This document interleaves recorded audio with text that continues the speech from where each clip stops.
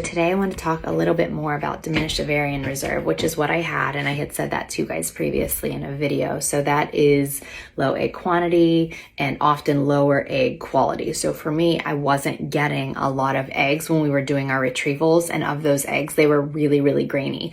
So I wasn't having luck when they were putting the sperm with the eggs to become an embryo.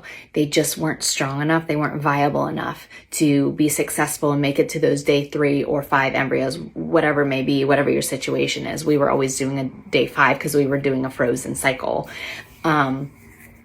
before we were going to look into a transfer. But that's why 2 of my cycles were zeros. They just were really not strong eggs, and they couldn't make it, which was really, really hard for me. So, I didn't really know when I was diagnosed with diminished ovarian reserve what that truly meant for my egg quality, and what that actually meant for my chances. So that was something that was really, really difficult to come to terms with. I had a lot of hope, and what I thought was going to be easy peasy turned out to be somewhat of a nightmare for somebody who was so desperate to become a mom / become parents.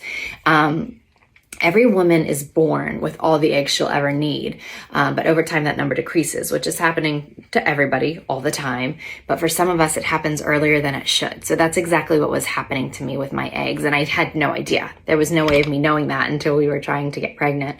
So it's not about how many eggs you have, it's about how healthy those eggs are. Again, my eggs weren't healthy. So I'm going to get into all of that in the notes. I'm going to talk a little bit about egg grading, embryo grading, when the egg and the sperm meet to make your embryo, and then also talk a little bit more about the diminished ovarian reserve. A couple key things that you can do, not a fix, but things that can help your body, is support it with the right nutrition, lifestyle, functional health strategies.